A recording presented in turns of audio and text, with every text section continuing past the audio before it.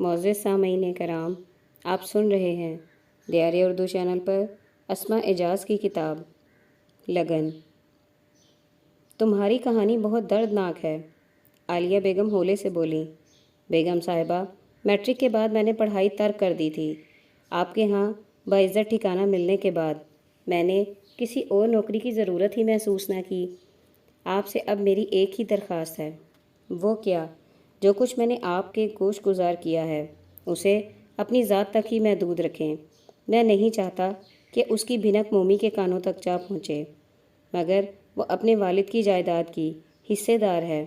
یہ درست ہے بیگم صاحبہ، مگر میں نہیں چاہتا کہ دولت کی چمک مومی کو کسی اور ہی ڈگر پر چلا دے۔ میں نے اس کی پرورش کی ہے، اس کی دیکھ بھال کا ریشمہ سے وعدہ کیا ہے۔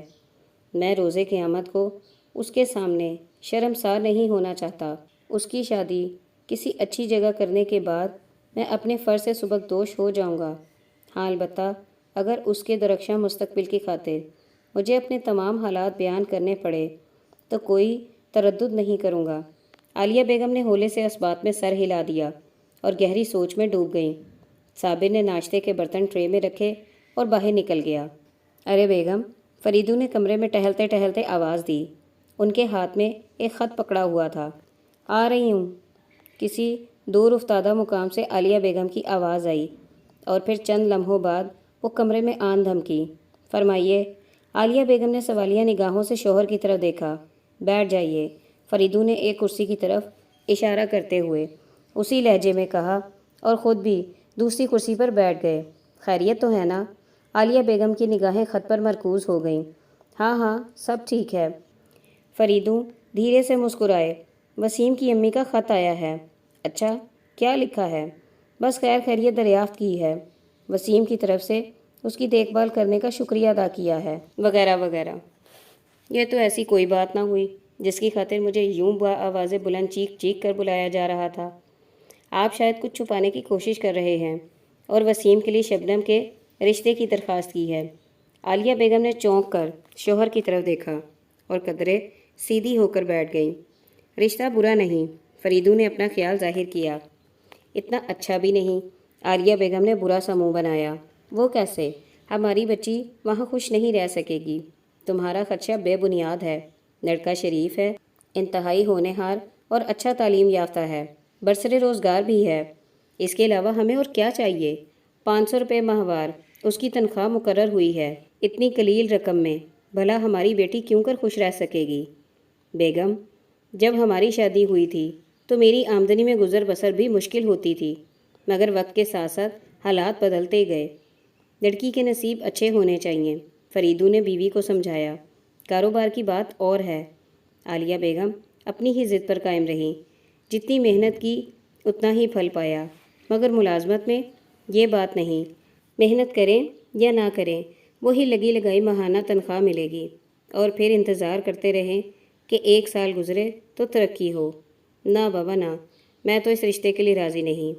مگر بیگم، یہ نہ بھولو کہ لڑکا انجینئر ہے اور اس نے تعلیم انگلینڈ سے حاصل کی ہے۔ اسے اگر ملازمت میں ترقی کے امکانات روشن نظر نہ آئے تو اپنا کاروبار شروع کر سکتا ہے۔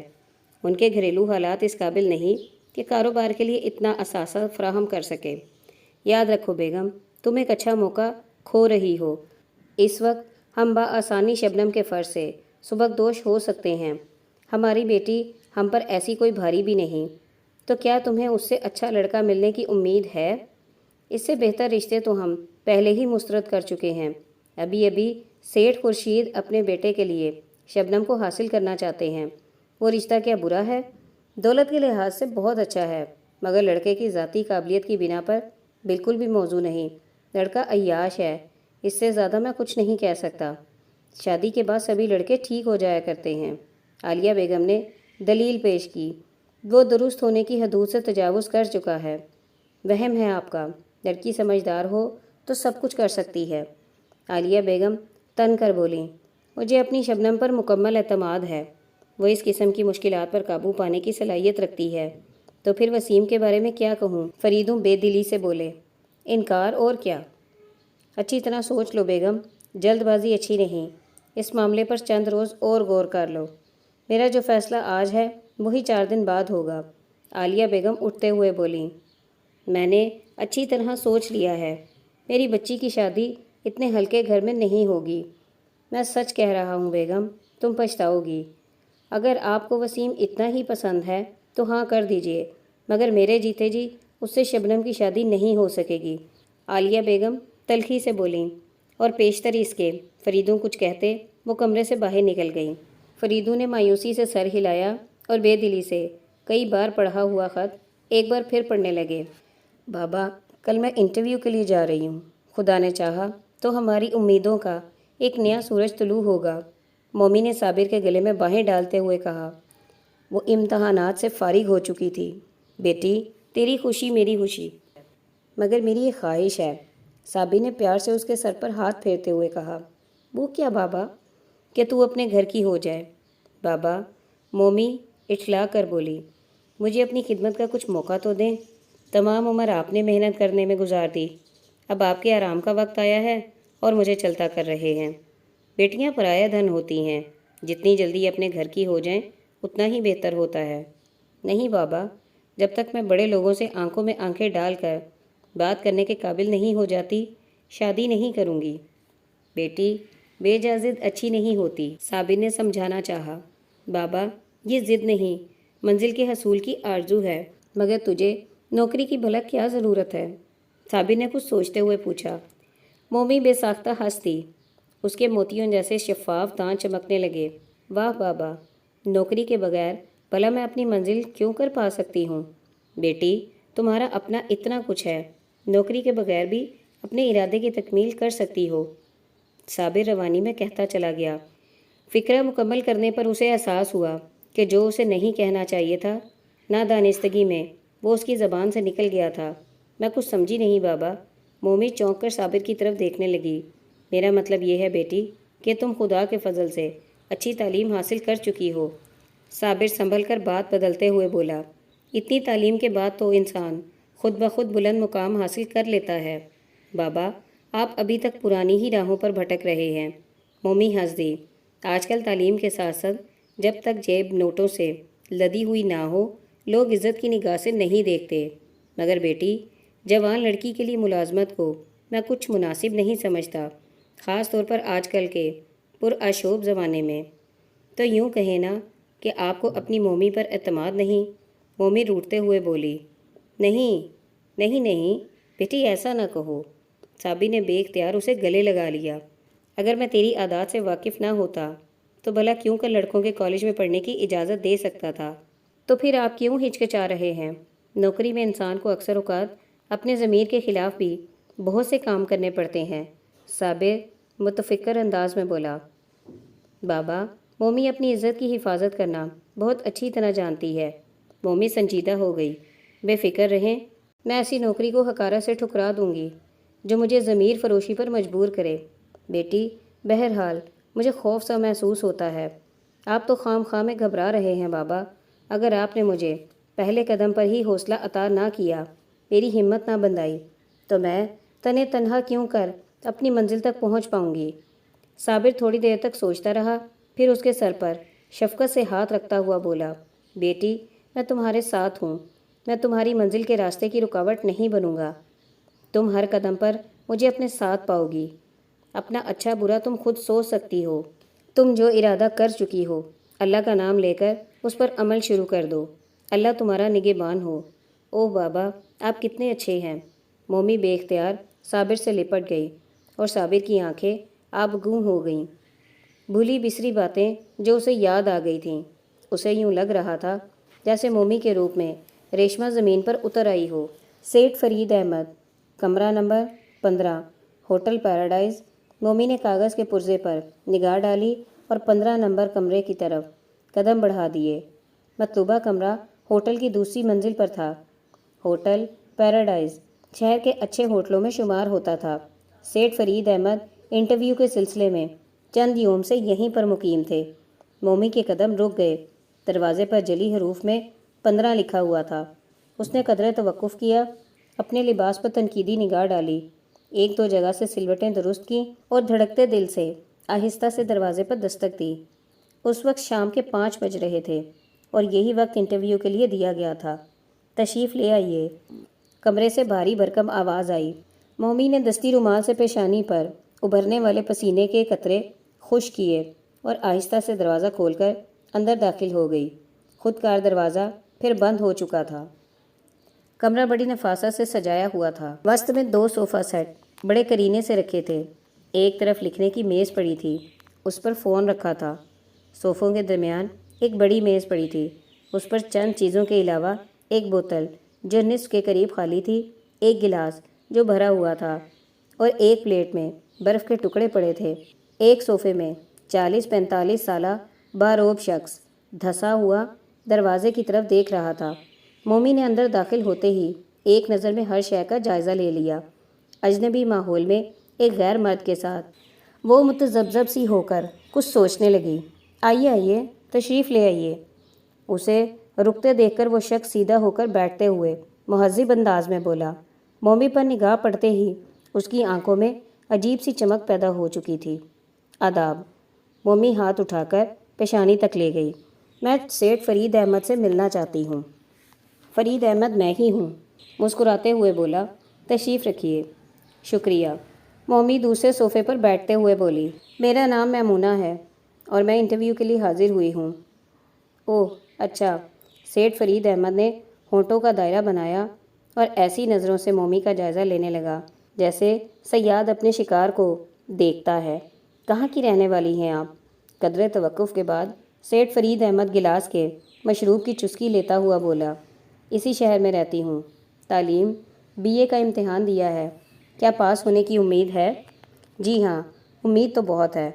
مومی دھیرے سے مسکرا دی۔ آپ کے والد صاحب کیا کرتے ہیں؟ مزدوری۔ مزدوری؟ سیٹھ فرید احمد نے حیرت سے پلکیں جھپکاتے ہوئے پوچھا۔ کیسی مزدوری؟ غریب لوگ مزدوری ہی تو کر سکتے ہیں سیٹھ صاحب۔ اوہ اچھا، سمجھا۔ پھر موضوع بدلتے ہوئے مزید پوچھا۔ دفتر کے کام کا بھی کوئی تجربہ ہے؟ جی نہیں، موقع ہی نہیں ملا۔ مومی دھیرے سے بولی۔ مگر مجھے خود پر اعتماد ہے کہ جو کام بھی میرے سپرد کیا جائے گا میں اس کی تکمیل کے لیے اپنی پوری کوشش صرف کر دوں گی۔ خوب۔ سیٹھ فرید احمد نے بغور اس کے چہرے کی طرف دیکھا اور مومی نے گھبرا کر نگاہیں جھکا لی۔ اس ماحول میں مومی کا دم گھٹنے لگا تھا۔ عجیب اور نامانوس سی بو اسے بری لگ رہی تھی اور اسے یوں محسوس ہو رہا تھا کہ اگر تھوڑی دیر اور یہاں بیٹھی رہی تو اسے قے ہو جائے گی۔ بہرحال وقت کا تقاضا یہی تھا کہ وہ دل پر جبر کیے ثابت قدمی سے بیٹھی رہے۔ کام کی نوعیت کیا ہوگی سیٹھ صاحب؟ اپنی توجہ دوسری طرف ہٹانے کی خاطر مومی نے سوال کیا۔ بہت آسان، بے حد مختصر۔ سیٹھ فرید احمد گلاس میں سے بڑا گھونٹ لیتے ہوئے بولا۔ اسامی تو سیکٹری کی ہے جس کے لیے گزشتہ تجربہ انتہائی ضروری ہے، مگر آپ کا عزم دیکھتے ہوئے مجھے امید ہے کہ آپ بڑے احسن طریقے سے یہ کام انجام دے سکیں گی۔ تو کیا میرا تقرر کر لیا گیا؟ مومی نے حیرت و مسرت سے پوچھا۔ جی ہاں، سیٹھ فرید احمد اسے میٹھی میٹھی نظروں سے دیکھتا ہوا بولا۔ اس کی نگاہیں مومی کو اچھی نہ لگیں مگر وہ درگزر کر گئی۔ تنخواہ کیا ہوگی؟ آپ کی صاف کوئی مجھے پسند آئی۔ سیٹھ فرید احمد سگریٹ سلگاتے ہوئے بولا۔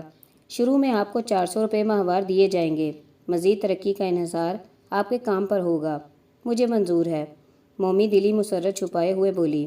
وہ سوچ بھی نہ سکتی تھی کہ اتنی عمدہ تنخواہ پر اس کی تقرری ہو سکتی ہے، لیکن آپ کو ہیڈ آفس میں کام کرنا ہوگا۔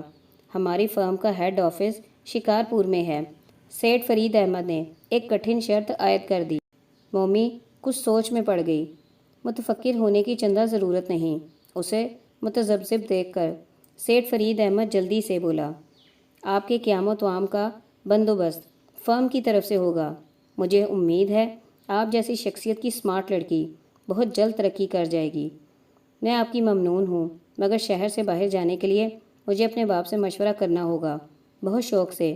میں آپ کے جواب کا منتظر رہوں گا۔ سیٹھ اٹھ کر مومی کے قریب صوفے پر آ بیٹھا۔ آپ مجھے بہت اچھی لگی ہیں۔ اس کے منہ سے اٹھنے والی بو سے مومی کا دماغ پھٹنے لگا۔ اسے اس کی بے تکلفی کچھ پسند نہ آئی۔ وہ تھوڑا سمٹ کر پیچھے کھسک گئی۔ اس کا تمام جسم پسینے میں نہا گیا۔ اسے یوں محسوس ہوا گویا اس کی جان نکلی جا رہی ہو۔ وہ گھبرا کر کھڑی ہو گئی۔ کیوں، خیریت تو ہے؟ سیٹھ بھی فوراً کھڑا ہو گیا۔ اس کے قدم لڑکھڑا رہے تھے۔ مومی کو اب احساس ہوا کہ وہ شراب کے نشے میں دھت ہے۔ اس کا دل چاہا کہ اس گھٹے گھٹے ماحول سے جلد از جلد نکل جائے۔ اچھا سیٹھ صاحب، میں اب چلتی ہوں، 1-2 روز میں اپنے فیصلے سے آپ کو مطلع کر دوں گی۔ مومی نے جانے کے لیے اپنا ہینڈ بیگ سنبھالا۔ ایسی بھی کیا جلدی ہے؟ سیٹھ مومی کا ہاتھ تھامتا ہوا بولا۔ یہاں میرا دل بہت گھبرا رہا ہے۔ مومی لرز گئی۔ بہت ڈرپوک ہو، سیٹھ نے دبا دبا سا کہا لگایا۔ اچھا چلو دوسرے کمرے میں چلتے ہیں، تازہ ہوا میں تم خود کو تازہ دم محسوس کرو گی۔ بہت ڈرپوک ہو۔ شکریہ، میں اب چلوں گی۔ انجانے سے خوف سے مومی کا دل شمع کی لو کی طرح لرز اٹھا۔ تم چائے کی پیالی پینے کے بعد جا سکو گی۔ سیٹھ فرید احمد نے مومی کے ہاتھ پر اپنے ہاتھ کی گرفت مضبوط کر دی اور لڑکھڑاتے قدموں سے ملحقہ کمرے کا رخ کیا۔ مومی نے اپنا ہاتھ چھڑانے کی کوشش کی مگر بے سود۔ نہیں سیٹھ صاحب، میں چائے کی عادی نہیں، مجھے جانے دیجیے۔ بہت ضدی ہو۔ سیٹھ نے اپنا بازو اس کی کمر میں حمائل کرنا چاہا مگر مومی تڑپ کر الگ ہو گئی۔ اس جھٹکے میں اس نے اپنا ہاتھ بھی اس کی گرفت سے آزاد کروا لیا۔ سیٹھ صاحب، آپ شاید ہوش میں نہیں۔ مومی کا لہجہ تلخ تھا۔ تمہاری صورت دیکھ کر ہوش کھو بیٹھا ہوں۔ میں یہاں نوکری کرنے آئی ہوں، عزت کا سودا کرنے نہیں آئی۔ مومی غصے سے بولی۔ تم تو پہلے ہی امتحان میں ناکام ثابت ہوئی ہو۔ سیٹھ صاحب نے اسے چمکارنا چاہا۔ ایسی نوکری پر میں 100 بار لعنت بھیجتی ہوں جس کی ابتدا اس قسم کے امتحان سے ہوتی ہے۔ میں جا رہی ہوں، مجھے آپ کی ملازمت کی کوئی ضرورت نہیں۔ مومی دروازے کی طرف بڑھی۔ تم اس وقت تک نہیں جا سکتی جب تک میں نہیں چاہوں گا۔ سیٹھ نے آگے بڑھ کر مومی کو پھر دبوچنا چاہا مگر مومی مچھلی کی طرح اس کے ہاتھ سے پھسل کر دور چلی گئی۔ اس کی سانس دھونکنے کی طرح چل رہی تھی، منہ سرخ ہو رہا تھا، ٹانگیں کانپ رہی تھیں مگر وہ ہر قیمت پر اپنی عزت بچانے کا فیصلہ کر چکی تھی۔ سیٹھ صاحب، میں شور مچا دوں گی، مومی ہانپتی ہوئی بولی۔ بدنامی تمہاری ہوگی کیونکہ تم اکیلی میرے کمرے میں آئی ہو۔ سیٹھ بڑی عیاری سے مسکرایا۔ مومی کا سر گھومنے لگا۔ عملی زندگی میں پہلا قدم رکھتے ہی اسے بڑی تلخ حقیقت کا سامنا کرنا پڑ رہا تھا۔ قدرے توقف کے بعد سیٹھ پھر دھیرے دھیرے اس کی طرف بڑھنے لگا۔ اس کی آنکھیں ہوس کی بھوک سے چمک رہی تھی اور وہ ہمتاً ایک شیطان کا روپ دھار چکا تھا۔ مومی نے اپنے اوسان خطا نہ ہونے دیے۔ اس نے اپنے دائیں بائیں دیکھا اور قریب ہی پڑا گلدان اٹھا کر اس کی طرف دے مارا۔ سیٹھ فرید احمد بچ گیا اور گلدان اس کے سر پر سے ہوتا ہوا دیوار سے ٹکرا کر چور چور ہو گیا۔ مومی لپک کر کمرے کے دوسرے کونے میں پہنچ گئی۔ سیدھی طرح میری راہ پر لگ جاؤ، دولت تمہارے قدم چومے گی، سیٹھ نے بہک کے لہجے میں کہا۔ میں تمہاری دولت پر لعنت بھیجتی ہوں، مومی نے نفرت سے کہا اور میز پر سے ایش ٹرے اٹھا کر اسے دے ماری۔ کچھ جلدی کچھ گھبراہٹ، یہ نشانہ بھی چوک گیا اور ان دونوں کا درمیانی فاصلہ سمٹنے لگا۔ مومی کے ہاتھ پاؤں پھول گئے۔ اسے اور تو کچھ نہ سوجا۔ بڑی تیزی سے آگے بڑھ کر اس کے سینے پر پوری قوت سے 2 تڑ ماری۔ نشے میں دھت سیٹھ اپنا توازن قائم نہ رکھ سکا، غیر ارادی طور پر پیچھے ہٹا، میز سے ٹکر ہوئی اور لڑکھڑا کر زمین پر ڈھیر ہو گیا۔ مومی نے وحشت زدہ ہرنی کی طرح اس کی طرف دیکھا۔ اس کی آنکھوں میں خوف کے سائے لرز رہے تھے۔ سیٹھ تھوڑا سا کسمسایا اور اس نے سر قالین پر ٹکا دیا۔ مومی نے پریشانی کی حالت میں اپنا ہینڈ بیگ سنبھالا اور باہر کی طرف بھاگی۔ اس لمحے کمرے کا دروازہ کھلا۔ وہ صرف اس قدر دیکھ سکی کہ کوئی شخص اندر داخل ہوا۔ مجھے اس موذی سے بچاؤ، بے اختیار اس کے منہ سے نکلا اور پیشانی پر ہاتھ رکھ کر ڈگمگانے لگی۔ کمرے میں داخل ہونے والا وسیم تھا جو شور اور توڑ پھوڑ کی آوازیں سن کر اندر چلا آیا تھا۔ اس نے حیرت سے ایک نظر مومی پر ڈالی، پھر فرید احمد کو فرش پر سے اٹھتے دیکھ کر تمام معاملہ سمجھ گیا۔ سیٹھ، کیا آج کوئی نیا شکار پھانسا تھا؟ اس نے حقارت سے سیٹھ کی طرف دیکھا اور سیٹھ نے برا سا منہ بنا کر گردن موڑ لی۔ وسیم نے لڑکھڑاتی ہوئی مومی کو سہارا دیا اور وہ اس کے بازو پر جھول گئی۔ وہ بے ہوش ہو چکی تھی۔ میں کہاں ہوں؟ مومی نے آنکھیں کھول کر اپنے گرد و پیش کا جائزہ لیا۔ اپنے دوستوں ہی میں سمجھیے۔ ایک مردانہ آواز سن کر مومی نے چونک کر اس کی طرف دیکھا۔ وسیم کچھ فاصلے پر کھڑا اس کی طرف متوجہ تھا۔ مومی کی ذہنی حالت ابھی تک درست نہیں ہوئی تھی۔ آنکھوں میں خوف کے سائے ہنوز لہرا رہے تھے۔ کچھ دیر قبل گزرنے والے تلخ واقعات اس کی نگاہوں کے سامنے گھوم گئے اور وہ گھبرا کر بیٹھ گئی۔ یہ کون سی جگہ ہے؟ مجھے کون لایا تھا یہاں؟ آپ کون ہیں؟ مومی نے لرزتی آواز میں پوچھا۔ میں نے تو ایک ہی سانس میں بہت سے سوالات کر دیے۔ وسیم دھیرے سے مسکرایا، اس کا لہجہ انتہائی نرم تھا۔ اوہ سمجھی، کچھ سوچتے ہوئے بولی، میں شاید بے ہوش ہو گئی تھی۔ درست فرمایا آپ نے۔ وسیم پانی کا ایک گلاس لے کر اس کی طرف بڑھا۔ تھوڑا ٹھنڈا پانی پی لیجئے، طبیعت بحال ہو جائے گی۔ مومی نے مشکوک نگاہوں سے پہلے وسیم کی طرف دیکھا، پھر غیر یقینی انداز میں نظریں گلاس پر جما دیں۔ یہ صرف سادہ پانی ہے۔ وسیم نے تھوڑا سا پانی دوسرے گلاس میں انڈیلا اور پی گیا۔ اب تو آپ کے شکوک رفع ہو گئے۔ مومی نے کانپتے ہاتھوں سے گلاس تھام لیا، منہ تک لے گئی، مگر ہچکچا کر پیچھے ہٹا لیا۔ اگر خود پر اعتماد نہیں تو اس موذی کے کمرے میں کیوں چلی آئی تھیں؟ مومی نے وسیم پر ایک نظر ڈالی۔ اس کا طنزیہ لہجہ اسے کچھ اچھا نہ لگا۔ اس نے دل کڑا کیا اور ایک ہی سانس میں گلاس خالی کر دیا۔ واقعی اس میں سادہ پانی ہی تھا۔ اس کی طبیعت کچھ سنبھل گئی۔ پانی ہی تھا نا؟ وسیم شوخی سے مسکرایا۔ مومی نے کوئی جواب نہ دیا۔ غالباً باتوں کا ذخیرہ سیٹھ سے گفتگو کے دوران ختم ہو چکا ہے۔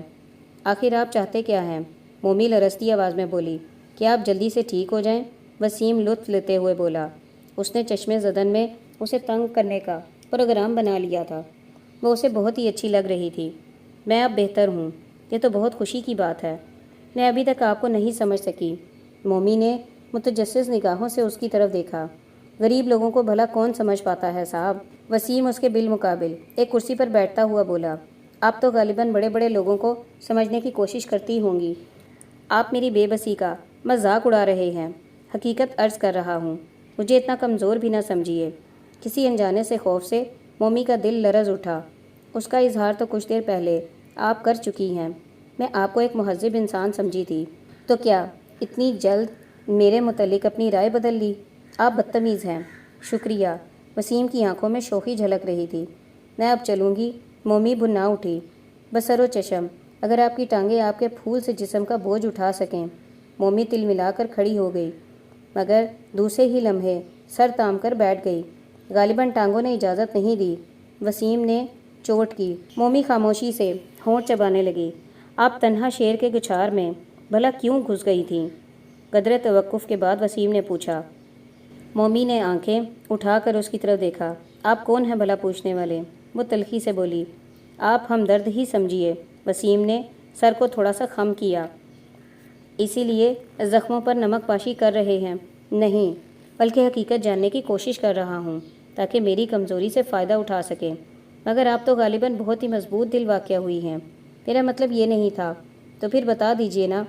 آپ تو پہیلیوں میں باتیں کر رہی ہیں۔ مومی خاموش ہو کر سوچنے لگی۔ تو کیا میں یہ سمجھ لوں کہ دوسری لڑکیوں کی طرح دولت آپ کی بھی کمزوری ہے؟ وسیم جان بوجھ کر ان باتوں کو طول دے رہا تھا۔ مومی کی پریشانی، اس کے غصے اور اس کی بے بسی پر وہ لطف اندوز ہو رہا تھا۔ میں ایسی باتیں سننے کی عادی نہیں مسٹر وسیم جلدی سے بولا۔ آپ بھی اپنا خوبصورت سا نام مرحمت فرما دیجیے۔ میں غالباً آپ سے اتنی بے تکلف نہیں۔ مومی ناگواری سے بولی۔ کوئی بات نہیں، تھوڑی دیر اور تشریف رکھیے، بے تکلفی ہو جائے گی۔ میں بیہودہ لوگوں کے ساتھ بیٹھنا پسند نہیں کرتی۔ مومی غصے سے بولی۔ تو پھر تشریف لے جائیے، میں سیٹھ فرید احمد بن کر آپ کو نہیں روکوں گا۔ وسیم مسکراتے ہوئے بولا۔ آپ سنکی ہیں۔ عزت افزائی کا بہت بہت شکریہ۔ وسیم کورنش بجا لایا۔ اگر آپ نے مجھ پر احسان نہ کیا ہوتا تو آپ کے منہ پر تھپڑ مار دیتی۔ رفتہ رفتہ مومی کا غصہ عروج پر پہنچتا جا رہا تھا۔ مارنے پیٹنے کی باتیں آپ جیسی نازک اور خوبصورت لڑکی کو زیب نہیں دیتی۔ وسیم ہنوز مسکرائے جا رہا تھا اور اس کی مسکراہٹ دیکھ دیکھ کر مومی سیخ پا ہوتی جا رہی تھی۔ یا خدایا، یہ میں کس عذاب میں پھنس گئی؟ مومی سر تھام کر رہ گئی۔ اگر اس کی حالت بہتر ہوتی تو وہ ایک پل بھی یہاں ٹھہرنا گوارا نہ کرتی۔ یہ کہیے کہ خدا نے آپ کو کتنے بڑے عذاب سے نجات دلائی۔ وسیم اس کی طرف جھکتے ہوئے بولا۔ مومی ایک جھٹکے سے پیچھے ہٹ گئی۔ اگر آپ جانے کے لیے اس قدر بےتاب ہیں تو آئیے میں آپ کو چھوڑ آؤں۔ وسیم نے اسے سہارا دینے کے لیے اپنا ہاتھ بڑھایا۔ میں خود ہی چلی جاؤں گی۔ اس نے کوئی توجہ نہ دی۔ خیال رکھیے، حسین اور ناسمجھ لڑکیوں کو پھانسنے کے لیے بہت سے سیٹھ فرید احمد جگہ جگہ بکھرے پڑے ہیں۔ کہیں کسی اور کے ساتھ نہ الجھ جائیے گا، اور شاید آپ بھی ان میں سے ایک بننے کی کوشش کر رہے ہیں۔ ایک لمحے کے لیے وسیم کا چہرہ سرخ ہو گیا، مگر جلد ہی سنبھل گیا۔ آپ نے میرے متعلق بہت ہی سخت بات کہہ دی۔ وسیم کی ہنسی کچھ پھیکی پڑ گئی۔ آپ کا رویہ ہی ایسا تھا، مس کہوں یا مسز؟ بہرحال آپ کا نام جو کچھ بھی ہو، میں پوچھنے پر اصرار نہیں کروں گا۔ مجھے افسوس ہے کہ میں دانستہ طور پر آپ کے ساتھ اس طرح پیش آیا۔ اس میں ایک مصلحت تھی۔